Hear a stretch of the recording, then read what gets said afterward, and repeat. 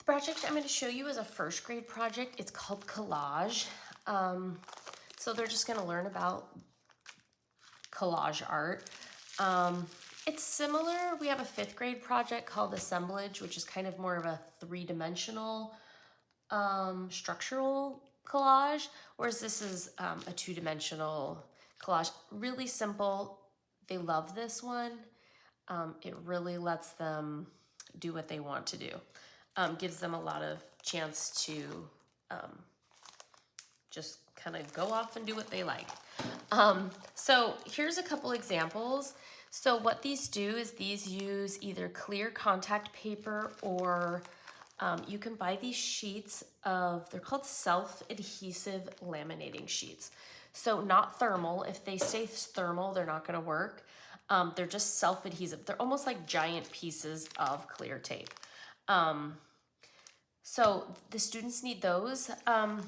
This is what I experimented with first, was this size, and I actually found we get a better result with this smaller size, kind of less area to fill, less chance for them to get really messy. So this is the size I recommend. So this is them starting with a 9 by 12 inch piece of clear contact paper or self-adhesive laminating sheet. And then they're just gonna add all sorts of objects to this. And the thing that's nice about these is they're fun because they hang. You add a piece of string or wire at the top, and the teacher could hang them around the classroom or hang them in a window because they do have both sides that they can see. So then you're also gonna need just things to put in these collage. So I love this. You can buy this big bag of sequins. I just got these at Hobby Lobby. I'm sure any craft store has them. It came in like a pretty large, this is just one bag, for pretty inexpensive string, colored string, yarn, feathers work great. You can use just colored paper that they can cut up into shapes. Cupcake wrappers work. If you're really brave, you can let them use a little bit of glitter. If I use glitter with the students, I often put the glitter at a back table, and when they're ready for it, they ask for help with the glitter. If you want to be brave and use glitter, but you certainly don't have to, because I know it can be a mess. And some teachers will say, absolutely not, no glitter in my classroom, and that's fine. So again, this is the size I'm going to show you to make. And then as you can see from my two samples, they can kind of go in two different directions. They can go in a direction where they just kind of throw things on, or they can go in a more organized fashion, and you'll have students that lean towards either just on their own. The examples in the lesson kind of show this. There's two pieces of collage that turn into a very detailed artwork that looks like something obvious. They don't look abstract. So there's the Fruit Loops that look like Big Bird, and then the cut up dollar bills that look like a tree swing. And then you have two other pieces of collage that are a little bit more abstract. So you can talk about that, how, you know, abstract versus looking like something, and kind of give them some ideas. So you can, I'm just gonna show you, you can buy the clear compact paper and sheets like this, and you could just cut them into 9 by 12 inch sheets. It's totally up to you. Both work great. I kind of prefer the self-adhesive laminating sheets simply because they're pre-cut. They're not in a roll, so they don't curl when they're trying to work. But both really do work. And I'm gonna show you the best way to help them so they don't end up like with this big sticky sheet that they're kind of wrestling with it not sticking to itself.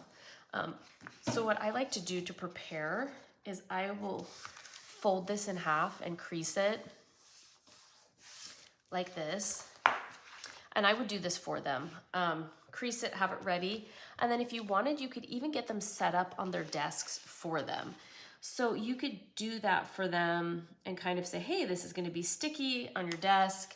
You know, you have to be careful. You don't want it to, you know, stick to their hands. And And then what I like to do is just peel this halfway back until that crease, like this. And the static kind of holds it down. And they're just gonna put all of their objects on this half of the laminating sheet. As you can see, it's super sticky. They're gonna make their collage on this half, and then you're gonna help them fold it over so that they get a nice, evenly folded.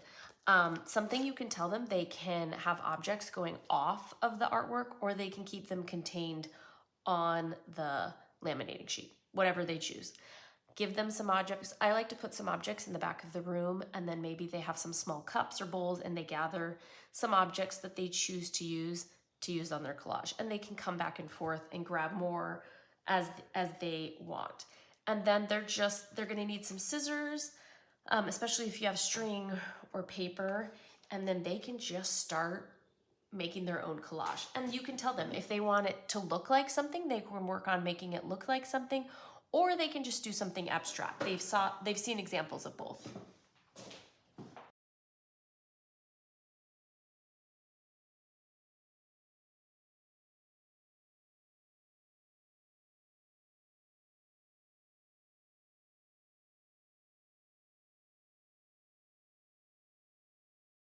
Okay, so I've put everything that I want on my collage. Again, they can be super abstract and just put a bunch of stuff on it, or they can try to make like a picture. So I've tried to give you an example of that here, where they could cut out shapes to make themselves, or a flower, or whatever they want. Okay, so once they're done, have them tell you that they're done, and then you're gonna help them with the next step, because you just really wanna help them end up with a nice finished product. So when you're done, I just pull it off. So now you've got the entire laminating sheet here. It's very sticky. So that is what's nice about this project, is you don't have to worry about glue or anything. My last step before we close it up, I like to put a hanger on it. So just add a piece of string, piece of wire, whatever you've got. And we're just gonna put that in there.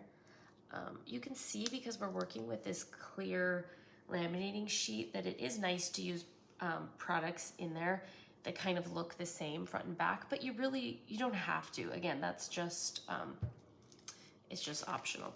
So then you're just gonna help them close it up. And all you do is use that kind of crease that you made as your starting point.